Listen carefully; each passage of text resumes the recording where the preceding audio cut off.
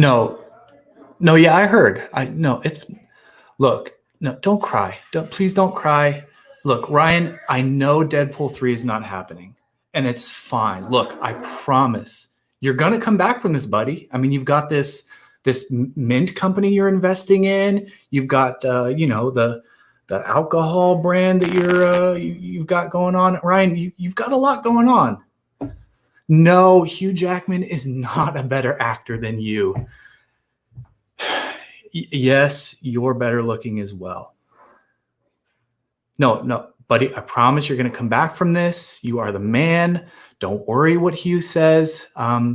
Look, bro, I got to go. No, please don't cry. Don't cry. Look, man, I have to go. I've got this Agora Pulse show that I'm on today. It's super important, and I promise I'll call you afterwards, okay? Okay, buddy? All right. I love you too. Bye. Okay, we can start the show now. It's Social Pulse Weekly, brought to you by Agora Pulse. With this week's special guest, Dustin Stout. Discussing this week's hottest topics and latest developments in social media marketing. With your host, Jennifer Watson. Here's Social Pulse Weekly. Hey guys, happy Friday, and thank you so much for joining us. While I said that, I had to think, I'm like, is this Friday? I feel like the days just continue to blend together, but hopefully you guys are doing awesome and doing great. And hopefully Ryan will be able to join us on one Social Pulse Weekly at some point. But Dustin, that was like the best intro ever, and he is our guest today. We're so excited to have you.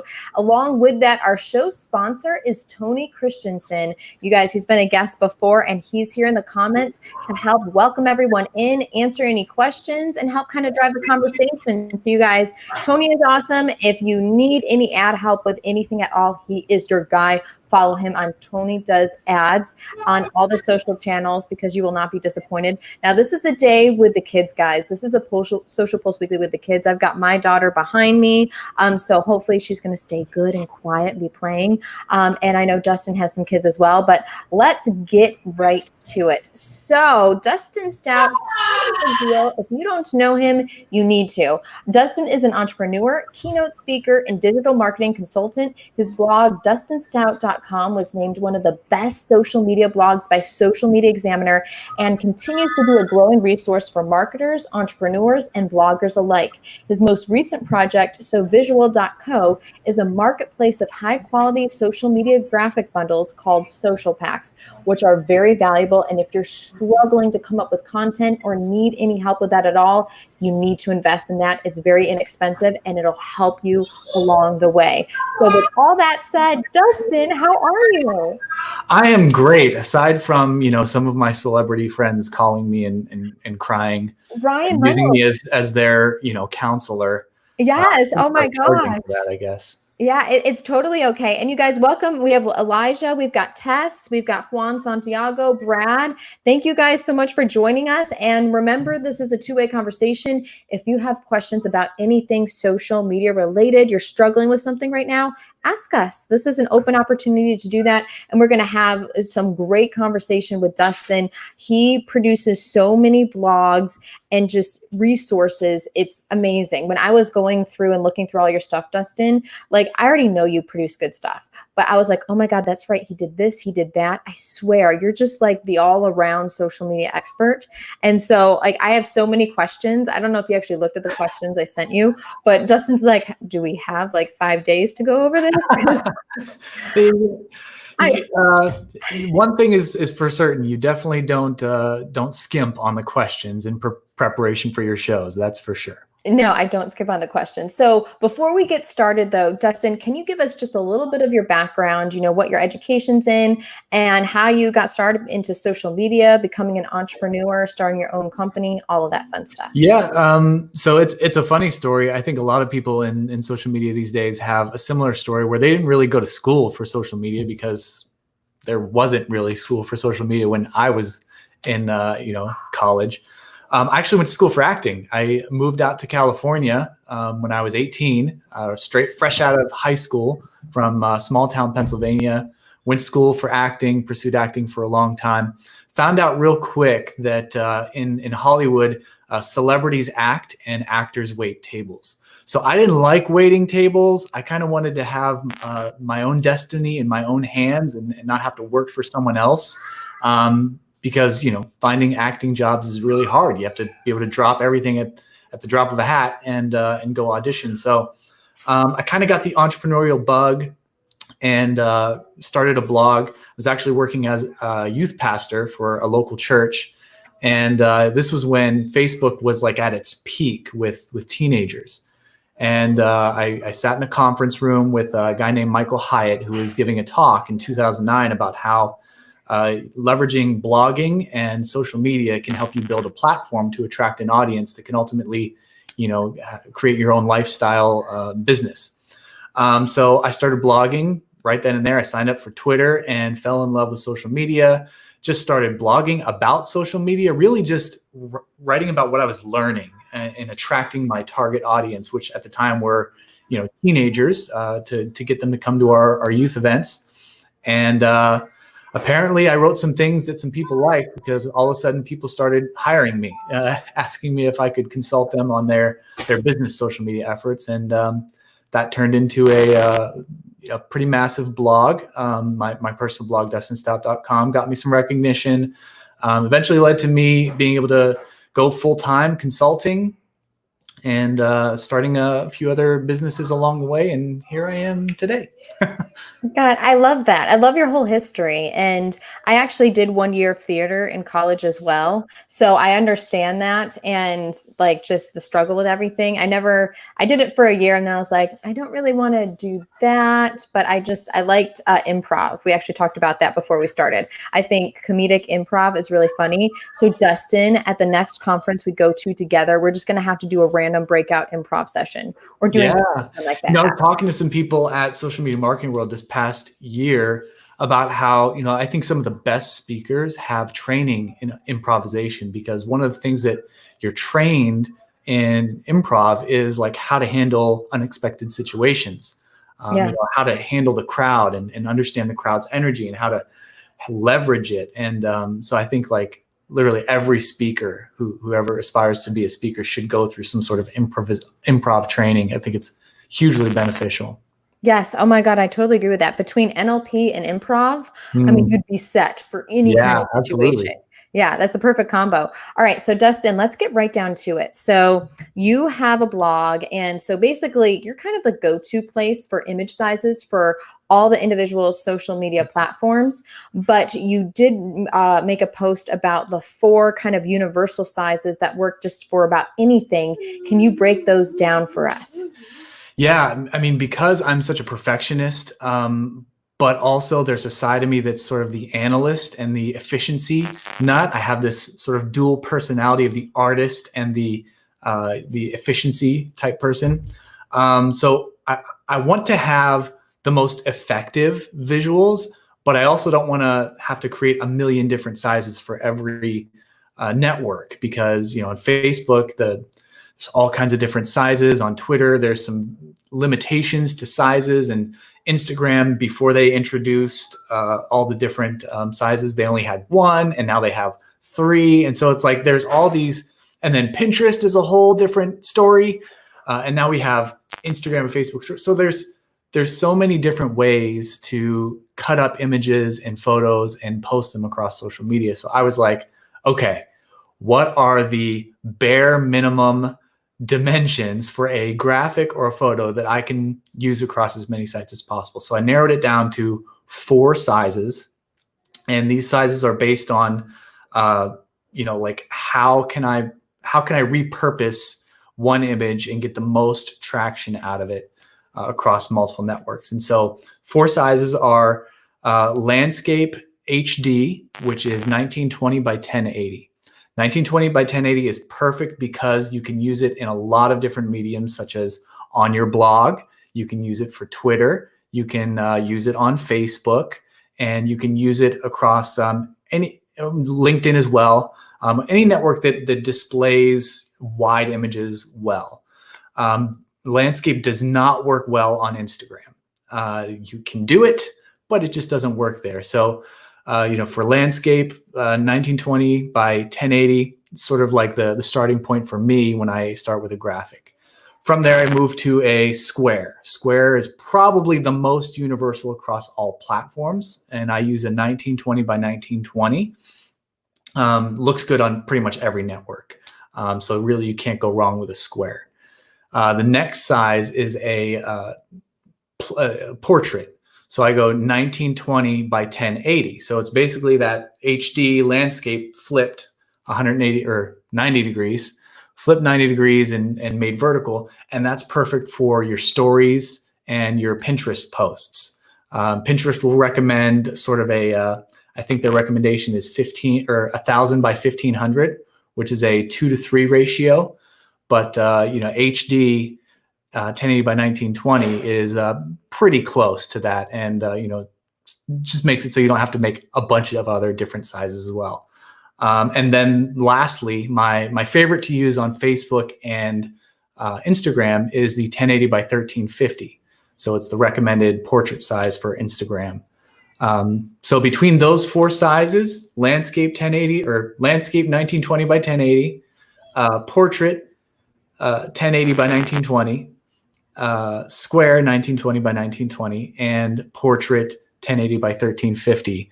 Those are the four optimal sizes that you can use. I actually have a Photoshop template that has all four of those sizes in it. So when I'm creating a graphic, I can create it in all four sizes side by side and sort of rearrange things and make sure it looks good on all instances. And that's actually how we produce content for sovisual.co. Every graphic we produce is produced in those four sizes so that the people who buy those packs can actually have as much variety as they need. Awesome. Oh my gosh. So if anybody needs that advice or wants reiteration of that, we will share the link to the blog to his four kind of universal sizes that you guys can use. And I think you have the template too, right? That you I can do. download? I have downloadable templates for all four sizes.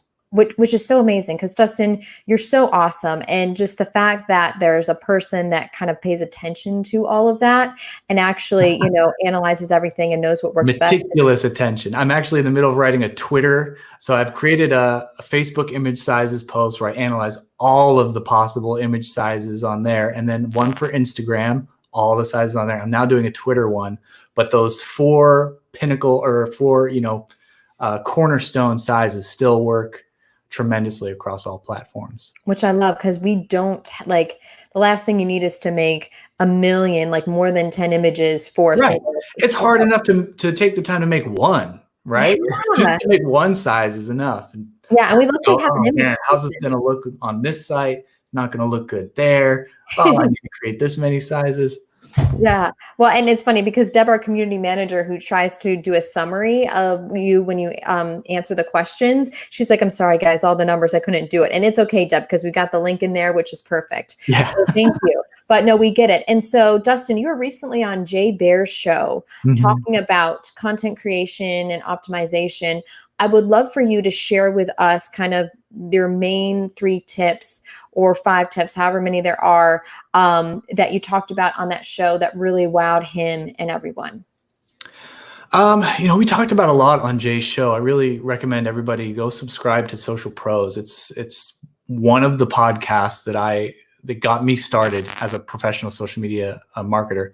But we talked about a lot in that show. One of the things for me from a workflow standpoint, again, all about efficiency. If you're churning out content for your own business or for clients, one of the most important things is to have a workflow that's quick and efficient, because content creation can easily take the most time of any other task on the marketing list. So, having a workflow down, having templates in place that you can easily sort of plug graphics into or plug photos into and swap out things. Anything you can do to speed up your process is crucial, because I'll tell you, when I was working as a social media manager for clients, these days I don't do much consulting. I don't do much manual or management, so to speak, for clients. when I was doing the management, the content creation, the posting for clients, I had between 8 and 12 clients, and they were all not what you would call sexy clients to work for. They were lawyers, plumbers, hotels, banks. I had a plastic surgeon. I had a what's a nice way to say this? A women's health rejuvenation clinic. Nice. Women know what I'm talking about.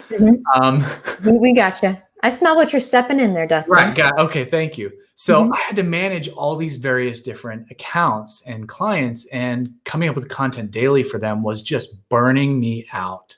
And I love the process of creation and the art of it. And I wanted to give each client as much as I could, but man, was it draining me. And it was because I didn't have processes in place. It was because I didn't have templates in place. It was because I had to every day start from scratch. And so, aside from the workflow and templates thing, one of the other tips that I can give all the content creators out there is never start from scratch. Have a list of sort of prompts. Writers, people who are professional writers have creative prompts and writing prompts. It'll kind of help get their gears going in the right direction. So if you can kind of come up with a list or a go-to set of writing prompts to help get your creative juices going so that you're not starting from scratch every day, that can be a big help in generating daily content for yourself and for your clients. And then, of course, there's just general tips on graphic design, and I can go on for days. I created a whole course about like the design aspect of social visuals, but essentially you want to make sure that you're not putting too much information on the graphics, because our social feeds are fast paced. There's way too much content to consume. And as a consumer, I'm looking through and I'm trying to, my brain is actively trying to do the least amount of work possible. So if you have a big marketing message that you want to give and you're trying to put as much of it as possible on your image, it's not going to work, because people's brains naturally are averse to lots of information. So when it comes to visuals, keep them simple. The goal of the image is to stop the scroll. It's not to give them the full blown message. You just want them to stop that scroll, stop them dead in their tracks, and make them pause long enough to actually read your caption or your text. That's where the main message should be. So focus on simplicity and give them a reason to stop their scroll. You don't need to sell the whole thing inside the graphic. And that's so smart, Dustin. So true. We've got Teresa in the house. Teresa, hey, she loves you, Dustin, by the way. Yeah, I don't know. Dustin, I don't know. I'm just kidding. I'm totally just kidding. Yes, no, I love that's all great information. We got Naomi in the house too. Thank you so much for joining us. You guys, let us know something positive, exciting that's happened to you this past week, or something you're looking forward to. Memorial Day is Monday in the US, and most of the time people are traveling to the beach. It's the unofficial start of summer, but many of us are still staying hunkered down. But if you're doing something fun and exciting, even at your house, let us know. Share exciting news with us. We want to see what's going on. And if you have questions about image sizes, optimization, content creation, any of that, please let us know. Because I have another one for you, Dustin, another brain stopper. What is that? I'm not sure exactly what I'm trying to say, but so I don't know what you're trying to say, but I like it. Thank you. We're both juggling kids right now. My little munchkin is literally watching the iPad right behind me. So yeah, you guys get it, especially if you have kids. So Dustin, yeah. I've got a question. You recently wrote an amazing blog on engagement tips, right? Like, you don't want to just post to post. And we all know that. You don't want to just check the box. Yeah, I posted across all the social media channels every day this week. I did it. No, you want to focus on engagement and building relationships and strengthening them. So what tips do you have for really increasing engagement across the board when it comes to social? I mean, you first have to start with understanding why people are on social. They're not on social to find your business. They're not on social to, hear about your latest cool product. I mean, to be honest, people don't care about your product on social media. What they care about is if you're there, if you're solving a solution or you're providing a solution for them or offering value. People want essentially 3 types of value that they're searching for on social media. They're looking for entertainment primarily. The people use social media as an escape, as a way to get out of their real life situations, especially now in quarantine. This is a place for them to detach from, maybe the dire circumstances that they're in, or maybe they just need a break from reality and they need to see some entertaining things. They want to see cat GIFs. Yes, I pronounced it with a soft G. They want to see baby videos. They want to see cute and entertaining, fuzzy things that make them laugh or make them feel good. So entertainment is first and foremost. The second thing people tend to go on social media for is education. So they want to learn something. They want to find something new and interesting that will either solve a problem or help them grow in their career, help them grow in their business, help them grow as a person. So education is something that I think is highly valuable. And a lot of marketers know, that content marketing is built around this idea of education, showing your expertise by teaching people. And then there's information. So people go to social media to find information, what's happening around them, what special events are going on. So those 3 categories of things are people's primary motivations for going on social media to begin with. So if you cannot hit one of those categories with your social media content, you're probably going to miss a lot of people. So one of the things that I like to build into all of my content is sort of that process of, what kind of content am I giving them? Is this going to fit into entertainment, education, or information? I try to lean more heavily on the entertainment side. And by entertainment, I don't mean you have to be super funny. You don't have to be like, song and dance, TikTok style. Entertainment can be as simple as like giving people a fun question to answer. These questions across social media are some of those fun participation things that you can do. Things like what was the most recent one? There was like these challenges that happened. What was the one that I actually participated in? I don't participate in many. I think it was like top 5 favorite. What are your top 5 favorite TV shows? And I was so excited to participate in that because it's it helps me to do something fun. It's like a fun activity. It's entertaining. And this one also happened to deal with entertainment, the entertainment world. So if you can do something that entertains people, gives them something to do, gives them something to participate in, gives them a reason to comment, like that is the ultimate engagement hack. Like give people something fun and interesting to do and make it very clear how to do it. Don't make it too complicated. That's probably my biggest tip right now is just, entertain and engage people in a way that makes it fun to participate. And those are great tips, Dustin. I love that. And we have a great question from Becky Brockman, who basically said, and Evie also, hey, Evie, how are you doing? She said, you're definitely entertaining, which is so true. But Becky Brockman asked, what brands are doing each of the 3 categories well? And I think she's referring to the original post talking about engaging really well, has really good brand strategy across all social channels. What are like some of the best brands, companies that you're like, wow, they're really get it. They're doing social media so amazingly. There are a lot of companies out there doing this right, but what I typically find is they're doing one of the categories right. So Agorapulse, I think, does a great job across the board. Well, that's right. With its strategy. I'm an ambassador, so I kind of have to say that, but it's true, 100% true.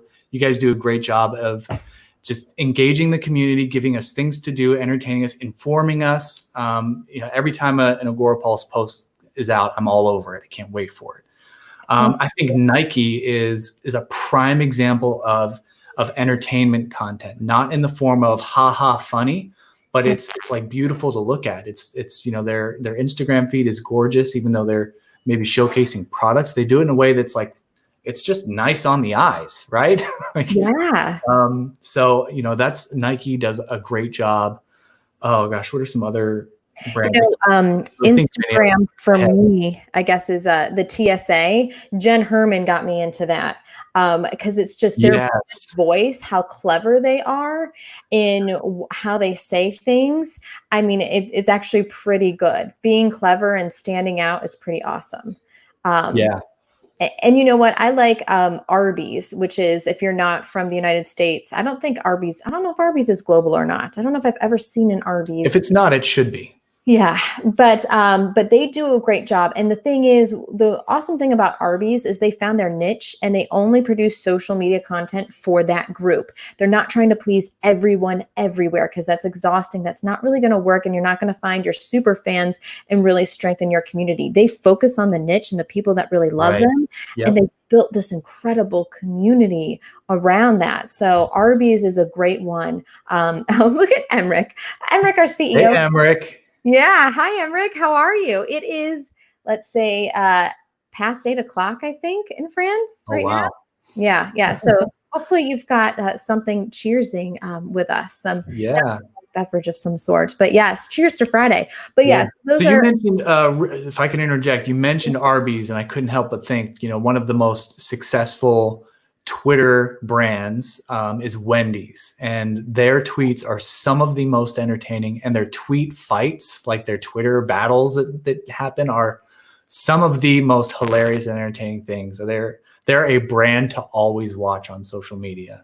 Yeah, no, they are. Wendy's, Arby's, there's some really clever ones that do exciting things, which is, that's what you have to do. You have to stand out. Everyone can be on social. There's billions upon billions of people on social media. So you got to do something really different. Don't try and be like everyone else to stand out, which is so important. So Dustin, I've got a question. You wrote an incredible blog on metrics. And so, my prior job, they love the likes. And I'm like, guys, that's not a good way to measure things. Yes, it's great to get likes, but that doesn't really measure the engagement and how much people really, love the post, clicked on it, that sort of a thing. So when it comes to measuring metrics, and there may be some people out there struggling with this, but in your post, you summed it up really well. If you could do a quick summary for us here on what metrics you should be measuring, and maybe what you're measuring personally, and the ones that you critically look at. Absolutely. So the hardest thing about social media is there's so many vanity metrics to look at. People gravitate towards follower counts. They gravitate towards like counts, reactions. And those are such surface level traps, I think, when it comes to metrics. But it's all most people have, because they don't know either where to get the actual metrics or how to dig deeper. And to be fair, when it comes to e-commerce or, online business sales tracking, sometimes it's just really hard to track the ultimate success metrics of a business, from a financial standpoint. So, it's not people's fault that they tend to gravitate towards that. It's just lack of education, lack of ease of use. But for me personally, and a lot of the companies I own, the brands that I've worked with, one thing that's highly important to us is not just understanding where the metrics are going. So, but also where people are going. If we're actually directing people into our funnels, into, the website, and down, the sales funnels or the marketing pathways that we've crafted out. For me, it's not just about the follower count number or the like number, but are they going in the right direction? So if a brand has 15,000 followers on Instagram, but they're getting like 5 likes per post, and that's flattened out over time, something to be worried about there, I think. Brand that has 100 followers and it's up 50% over last month, and their likes are, 25% of that, that would be a positive thing. So really you have to look at things like vanity metrics or surface level engagement metrics with sort of this holistic 30,000 foot view. It's not the number in itself, but are those numbers going in the right direction? Secondly, for me, it's again about the website traffic. For me, I own multiple websites. My blog is a crucial part of all of my online businesses. So I want to see, am I actually leveraging these engagements on platforms like Facebook and Instagram, and are people actually using them to click through to my website? Are they getting from the platform to the website, which is the next step of the funnel? And then from there, how many of those people are then going into downloading one of my templates and opting into my email list and so forth? So if you don't have that funnel in place or that end goal in mind, it can be really hard to see through the surface level metrics. So really, I would say that the core of this all is just have an end goal in mind. Likes will not pay your bills. Follower counts will not pay your bills. So ultimately, what is it you want? If you're a business owner, you probably want revenue. And so, and if you have those funnels in place, if you have Google Analytics or Google Tag Manager and some e-commerce analytics in place, then you can typically track at least how the trends are going. If you're seeing more engagement, are you getting more sale or more traffic and sales as well? Is there a correlation between those two metrics and the direction that those metrics are going? So hopefully that answers the question in not too complicated of a way. It's essentially have a funnel, monitor it, but don't let the surface level engagement metrics be the end all be all of your success. Really look at what the end goal is. And you described everything perfectly, Dustin. And I think the most important thing is, before you start measuring anything, like you said, you have to understand, okay, what are your goals? You have to lay out your social media goals first, and then be like, okay, so how can we track these? Are they trackable? And you kind of work from there. You don't want to just be blindly being like, oh, we got likes on this or likes on that. You want to care about, the more in-depth metrics that really tell you, are people engaging with your posts, your content, or are they not? Yeah. And I'll give you a good example too. So there are a lot of, I would venture to say there are some influencers watching this, some people who consider themselves to be influencers. One of the things I see a lot of influencers get hung up on is follower count and like count. So as someone who's sold a lot of sponsorships for my personal brand, I do the occasional sponsored content and sponsored posts on my blog. The reason I land nearly every pitch for a sponsor, every time a sponsor comes to me, is because I don't just back it up with, well, you should sponsor one of my posts because I get a lot of likes and a lot of followers. I go, no, here's how many followers I have. That's fine. It's not necessarily about how many, it's about who those followers are. And I can break down exactly who they are, what demographic they're in, what their profession is.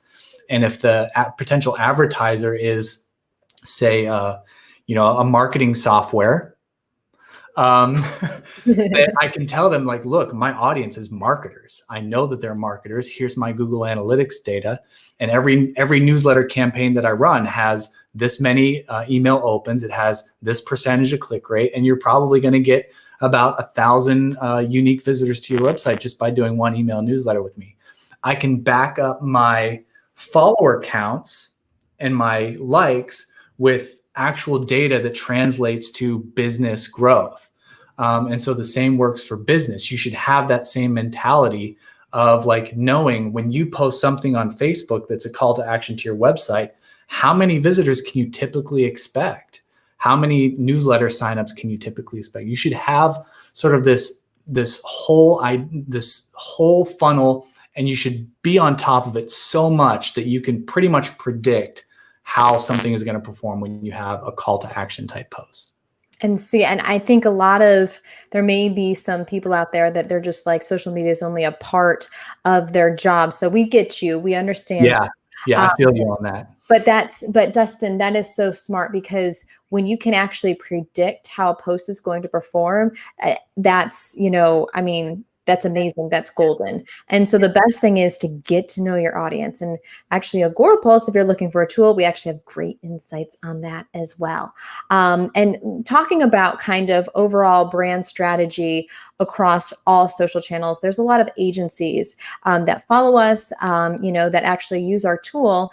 But for me, thinking about working for an agency and being a voice of so many different brands, I feel like that would be so like incredibly hard.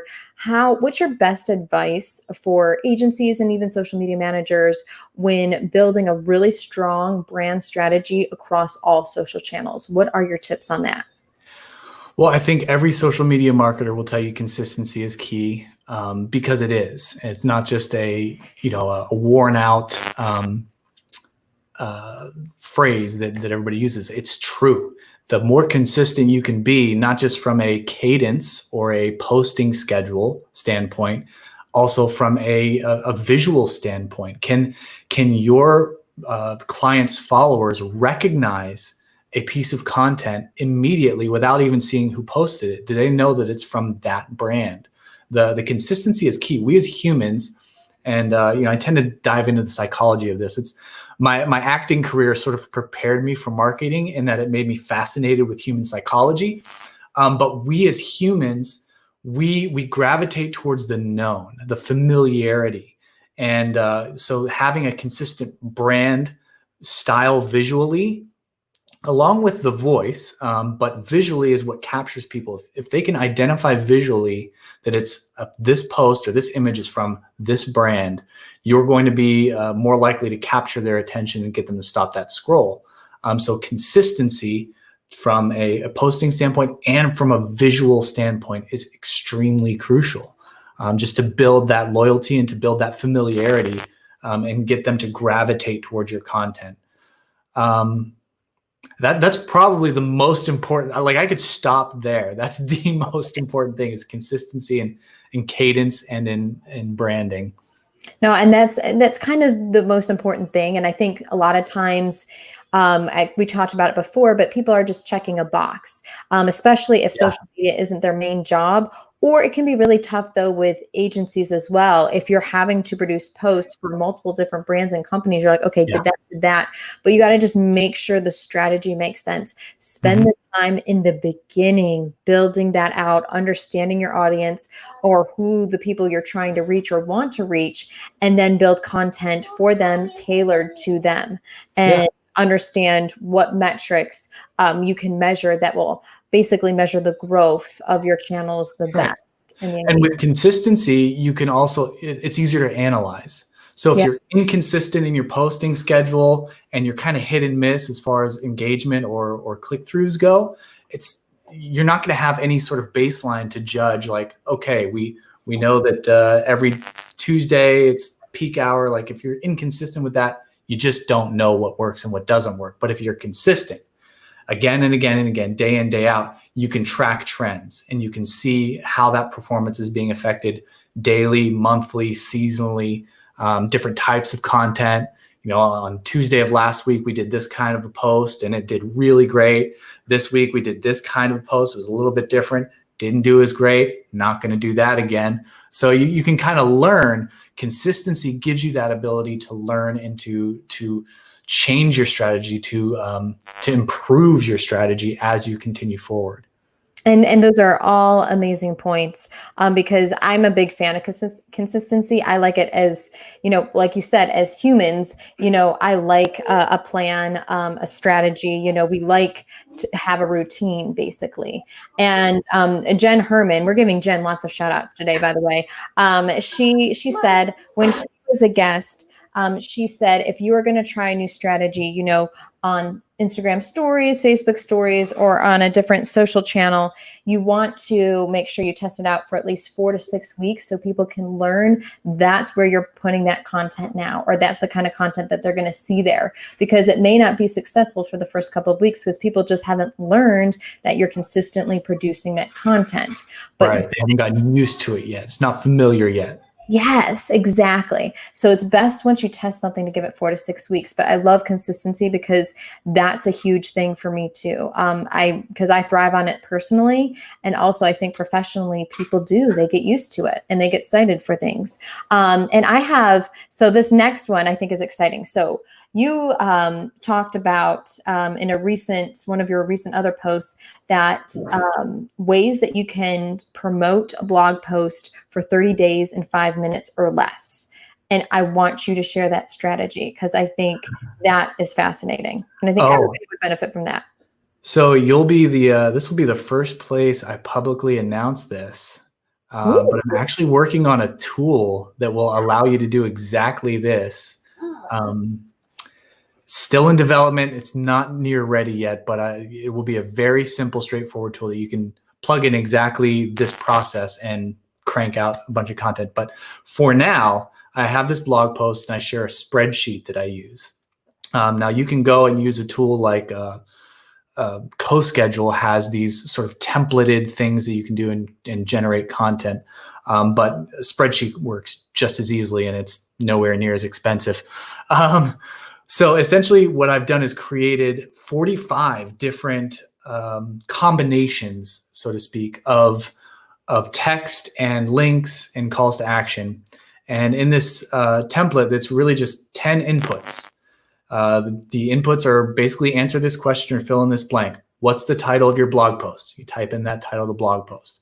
What is the hook or the main selling point of the blog post? Type that in. What's the link? Type that in. And then there's 10 different prompts that you just fill them out. And then in this spreadsheet, you do a quick find and replace for the placeholders that I have in place. And essentially, and it's really hard to describe in words. You really have to see it.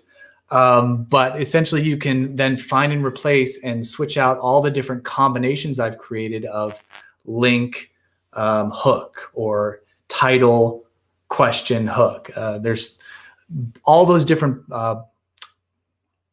prompts or inputs combined in different ways that generates 45 different social media posts in less than 5 minutes. And again, I'm making a tool that will not be a spreadsheet where you can fill in the blanks, hit the generate button, and it'll spit out all 45 posts that you can then copy and paste to all your social profiles.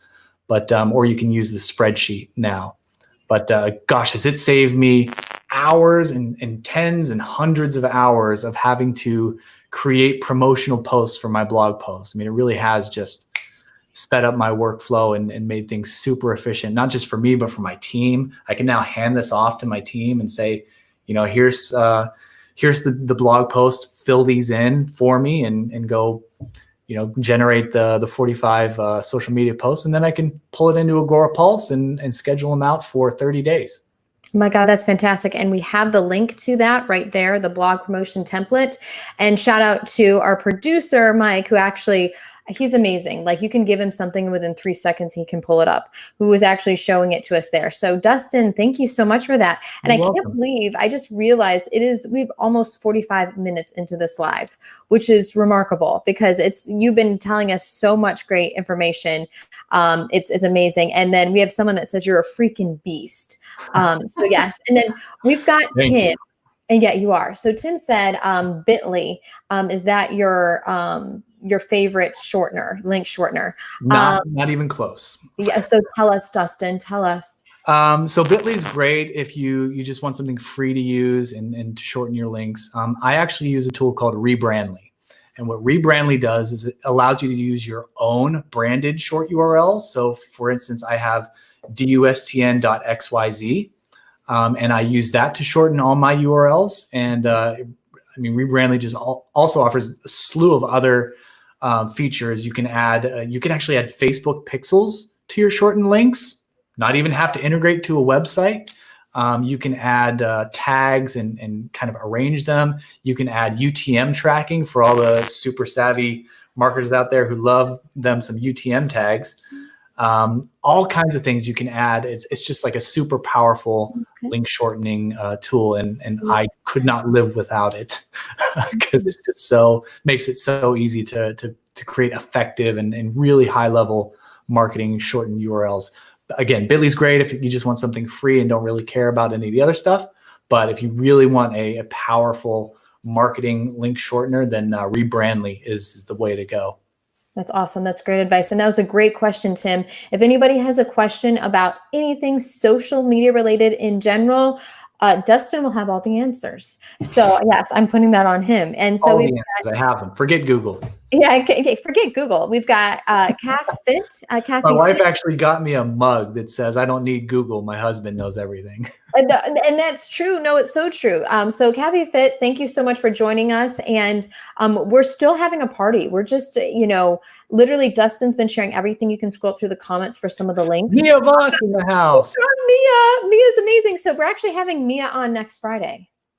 So yeah. Oh, well, of course Yeah, we can yeah. do that. There's a quick promo of Mia. So Mia, we're so glad you're in the house. Happy Friday. So Dustin, I would love to know just during this time in general, how you have been personally pivoting your strategy kind of for this new normal, this new landscape, and how you've helped your clients pivot and what you found most beneficial that's been working right now.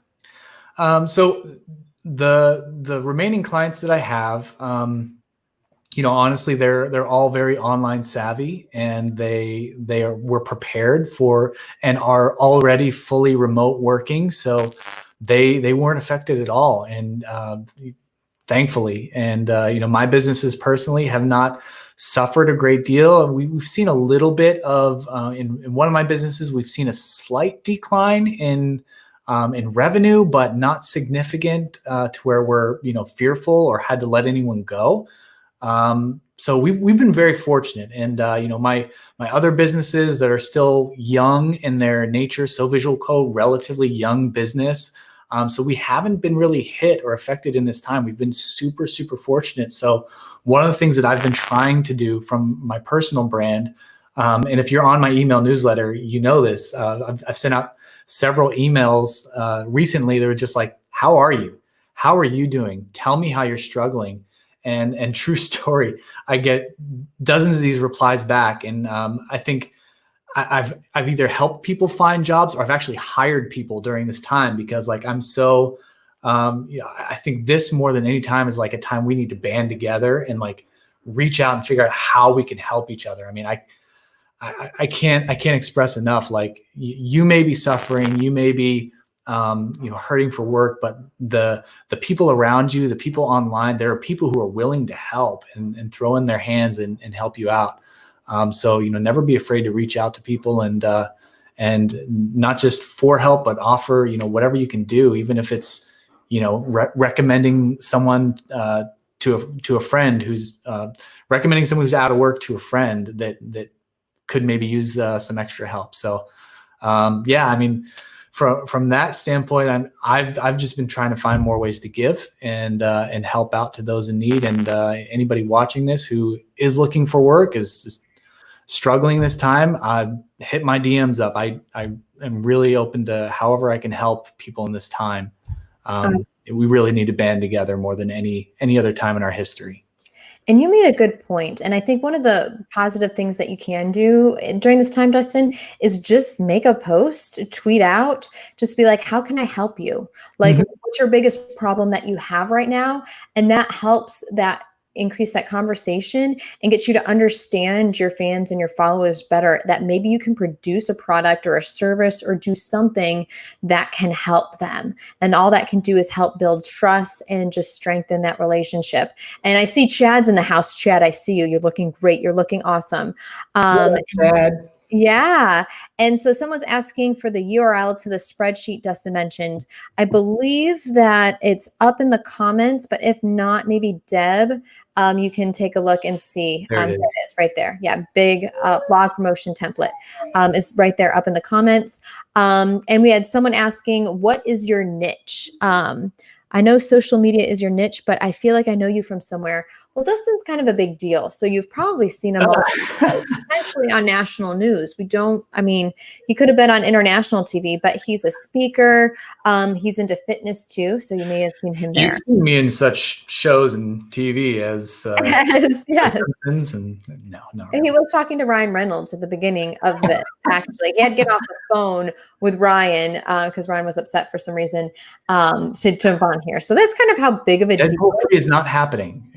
It's very upsetting to me and obviously to Ryan personally. Yeah. We're going to petition. We're going to make Deadpool 3 happen one way or another. Oh my God, I know. It's such an interesting movie. Brian got me watching that. But so we're going to talk about some news. But if you guys have questions, please ask us because we're going to talk about some exciting things. So Dustin, are you ready for some fun news?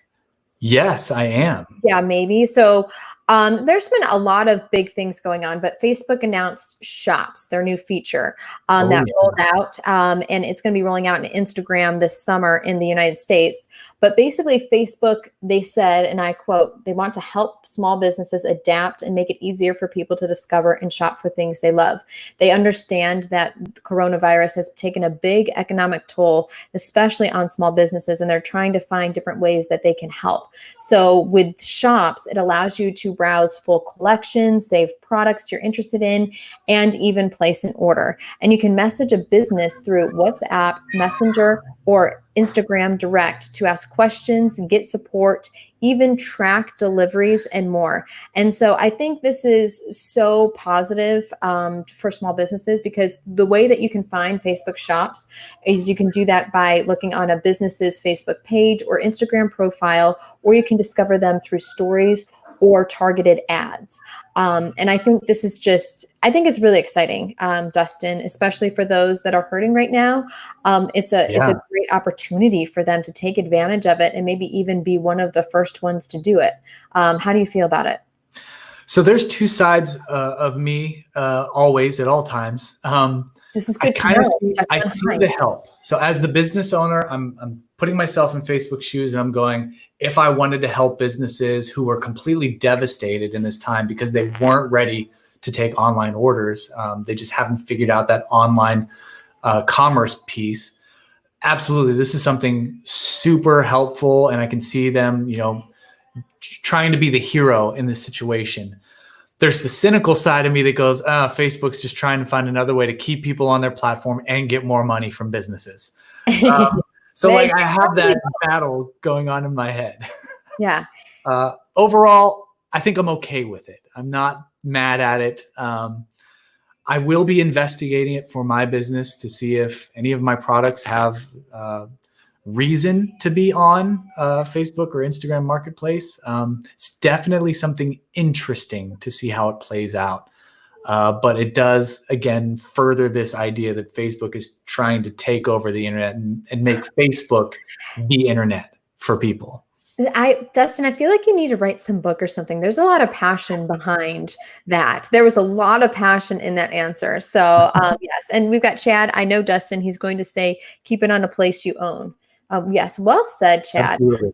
I do, though. I think there is opportunity, and if you're a business that's struggling right now, like if I were a business that were struggling, I would just obviously investigate it and see if it makes sense for you. But if it does potentially make sense, I mean, it could be a really good opportunity just to help, get through this time and maybe potentially just throughout the future, a great place, to get customers and revenue. So yeah.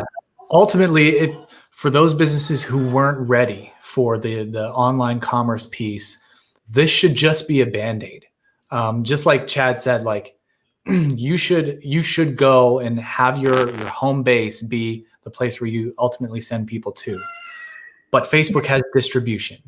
And if you can get that distribution from Facebook in the early stages, do it.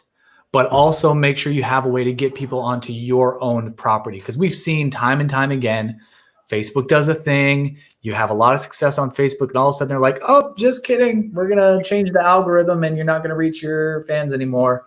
Yeah. And it's devastated businesses. It's been, sort of like, Facebook giveth and Facebook taketh away. And so you always want to have your own space that you own, which is your website, your email list. No social network should be the end all be all of your brand presence and the way that you make a living. So that's actually very true. You said that very well, Dustin. You'd never want, and I think during this time, it's made a lot of people smarter in the fact that you never want to put all your eggs in one basket. You want to place them strategically in multiple places. So if something happens in one place or another, it's not going to cause the whole business to fold. Right, absolutely.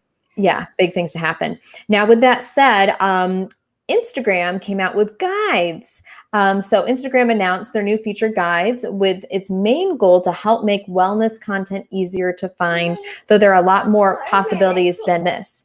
It also allows Instagram users to discover recommendations, tips, and other content and store them in one place. You can also share them on IG stories and direct messages. And we definitely think that's kind of worth checking out as well.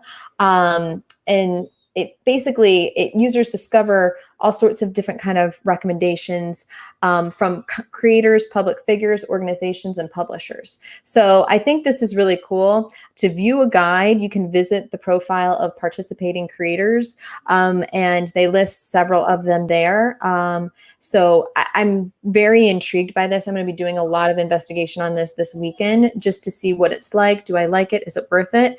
But you can click on a creator's profile, then tap the booklet icon to view their guide. Instagram plans on making the guides accessible from the Explore tab soon. So how do you feel about this? I'm excited. I love how you give your true, honest opinion, Dustin. So I want to know. So here's the truth. I haven't even heard about that yet. That's the kind of transparency I'm about. I have been so busy with other things. I haven't even heard about that one. That's fascinating. Well, no, it is. And the thing is, in the guide, you can see posts and videos that creators have paired with helpful tips and advice. And you can also share a guide to your story or in a direct message by tapping the share button. So they're a different kind of post. It doesn't live in their stories. It lives sort of like in a different place. Is that how it works? So what you should do right now is go to at Vita Alaire. So VITA ALERE. So go While to you're watching, you should be doing this as well. We'll do it together. It's a group participation. Yes, we'll do it together. So you guys, it is at VITAALERE. Go to that profile, then tap the booklet. Oh, I see. Look at icon that. To view their guide. Their guides right there. So it's a separate destination, but you can share it and send it to people through direct message. You can share it on your stories, that sort of a thing. So it's a different place where you can put information. And it may be something for fitness, Dustin. I was thinking of you. With the wellness and everying. Yeah, that's fascinating. So yeah, I was thinking this might be something right up your alley. So yeah. We moved away from the fitness niche last year when we pivoted So Visual to more generalized packs. But I have a lot of connections in the fitness space, and the local CrossFit gym that I go to here, the owner is a good friend of mine, so I'm sure he'd want to be all over this. Yeah. No, absolutely. So yeah, so this is something that's also really positive for businesses because it can just give people like an inside view of, what they have, different tips, I don't know, just more resources, which will draw people to your profile more, if you offer different things, because many people may not be offering it now. That's a couple test ones. And I don't think it's actually, let's see here. It's not, I don't know if it's widely available to everyone just yet. But they did announce it, and maybe it is. But it's something to take a look at. And with this article, we'll share the link. You can look at other profiles to get a better idea of that. And last but not least, Dustin, I don't know about you, but last weekend I got invited to so many messenger rooms. It's not even funny. You're way more popular than me. I didn't get any.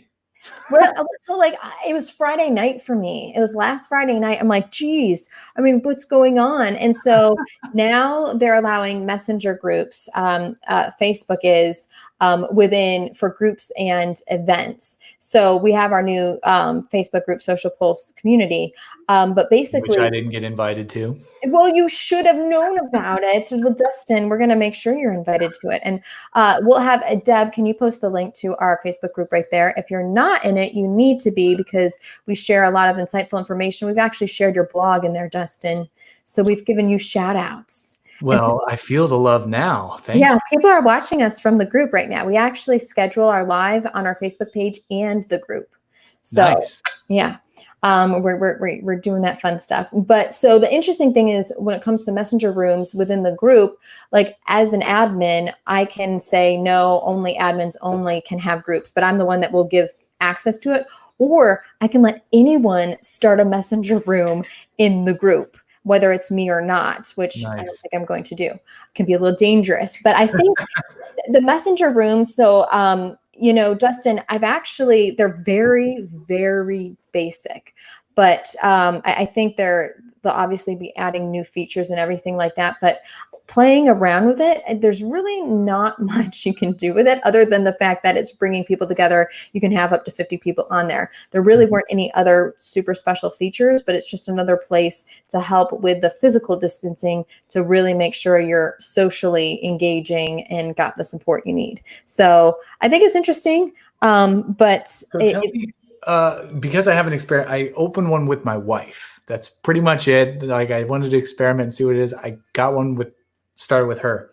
How is it different? It's funny that I'm now interviewing you, Jennifer. Yeah, How is it different than, say, just a group messenger chat? I guess it's more, well, because I think you can have up to 50 people, and it's like Zoom. I think they're trying to tailor this to be like Zoom, because Zoom, their stock, everyone's using Zoom now. So it's trying to be an alternative to Zoom. Got it. So I understand where you're coming from when it comes to messenger chats, but this allows people, like, if I wanted it to be this way, our group, anybody could start, host a messenger room if they wanted to. And maybe I don't know. I'm still thinking about this. The admin in me wants to pull the reins and be like, guys, I'll start a room. But maybe it would be fun and engaging if someone really needs to talk to someone and I'm not available to start a room. So there goes chat answering that question. So all you need is URL. You don't even need to have Facebook. That's interesting. Oh, yes. But it's funny because when you look, like I was seeing on everyone's profiles going past it on Friday, you can see everyone that has open rooms, and you can just join any random one you want to, which is also intriguing. So, which I think is. I think that's what I'll do this afternoon. Since nobody invited me, I'm just gonna pop up as a rando in a bunch of open rooms. Do it. You could. Hey guys, You could totally do it. You could totally do it. So yes, I think those are so interesting. All right, guys. So it is trivia time. My daughter has been a champ, guys, during this whole process. Zara, you want me to hold you for trivia? Yeah. Oh no, she's trying to get. I lay. So you guys, trying to have a successful live show with a toddler behind you. I have so many snacks lined up to the side. It's not even funny. I'm trying to keep her, like, I have drinks, I have snacks, as happy as possible. All right, guys. So it's trivia time. Now, the exciting thing is you can win an Agora Pulse mug or t-shirt, your choice. If you win, you have to get both answers correctly answered.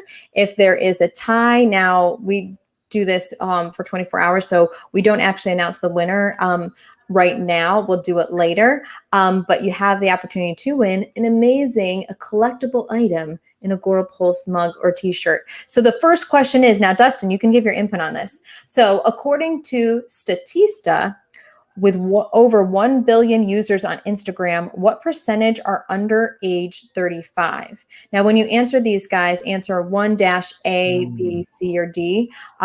Don't just answer A, B, C, or D, because then I don't know which question you're answering when I go back and look at this. So according to Statista, with over 1 billion users on Instagram, what percentage are under age 35? Is it A, 41%, B, 51%, C, 61%, or D, 71%? And you guys, I am really good at giving away the answers, and I am going to keep my mouth shut. People may be waiting for me to give some idea of what I was thinking, but I'm going to keep my mouth shut. Let's see if I can not say anything. Dustin, what are you thinking? I don't know. I'm drawn to C, 61%. I think the larger majority is under 35. Look at Chad. Chad's going for D. Yeah, I was kind of thinking maybe B. It might be that skewed.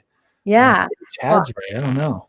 Yeah, I don't know. And if you guys are there, let us know. Elijah and Deb, I want to even know you. Kathy Fit, if you're there, let us know. We want you guys to, we want to see. Tony is going for C. Wow, you guys are going for the high numbers, aren't you? You think a lot of people on Instagram, you guys, this isn't TikTok, this is Instagram. Brad said B. But yeah, this kind of shocked me. But since I feel like the way I've been talking, you still don't know what the right answer is. You were totally giving it away. Am I really? Here goes Mike. I know Mike comes in, guys. It's the godfather of Agora Pulse. He's our producer and my boss, and comes in when I'm giving away the answer. So you guys. So again, A, B, C, D, or A, B, C, or D. Okay, let's go to the second question, guys. Let's see how good you guys are with this one. I like that Brad did B. So the second question is, according to, I'm not going to say this name because I'm not even sure how to pronounce it, this stat company, what percentage of the global population uses social media in general? Okay, so this is all social platforms. What percentage is on at least one social platform? Is it 38%, 45%, 52%, or 63%? So like it could just be one social account, but according to their study, this was in 2019, what percentage of the global population uses some type or is on some type of social media channel? What are you guys thinking, guys? Brad says 63%. Going bold, Brad, going bold. I like it. I smell what you're subbing in. Dustin, what are you thinking? Dustin is in deep thought. I'm thinking that, Facebook with, what is it, 2.5 billion at this point? Mm-hmm. Population is 7 billion roughly. So it's at least a third. I'd probably go A, 38%. Oh, look at you. Look at you. Mia. Oh my God, I love Mia said 63% too. Wow, I love this. I feel like today we're either A or D, like we're either extreme or not in the middle, or most of us aren't in the middle. So except for Tony, Tony's going for 52%. You guys like my percentages? I like making these up. Joanne, we got C. Joanne, that's awesome. Joanne, make sure you answer the first question too. Make sure you do 1- whatever you're guessing for that. So you can actually be in the running because you got to answer both questions. You guys, you know what? Now that I think about it, I'm thinking about China too. China with their major social networks being sort of separate and distinct, and Facebook not really having a presence there. I might go 45, and even that feels a little conservative. Yeah, I'd say probably. It's actually a really hard question because of so many networks around the world that not everybody uses. I was trying to trick you all. And you know what's exciting, guys? I'm just going to say this. So I am, while you're thinking about this, I started a watch party on my personal profile of this live, and I'm watching the captions. It's automatic captions. And it's doing a really good job of the captions. I'm just going to say this, guys. And this is actually the first time I'm seeing it automatic on here. So, and Anita, who actually joined my watch party, said it's midnight where she is. So thank you so much for joining us. We've got a late night owl on here, but yeah, definitely ask those questions. All right, guys. So I think this about wraps everything up. Are there any last minute questions for Dustin? Otherwise, we're going to let him go. And we're going to let you guys go because it's Friday and it's time to enjoy ourselves. Yeah. Chad says auto captions so not do a good job for bilingual church. Trust me. Well, they're doing a good job here. I'm impressed right now. Definitely impressed. But anyway, so Dustin, where can people find all of your resources and information? And if they want to hire you, where can they go? I make it super easy. Head over to dustinstout.com. Everything's there. Yes. And then on the social, Twitter is Dustin W. Stout. Correct. Yes. And is that across all social channels with the W? All the social. Dustin W. Stout everywhere.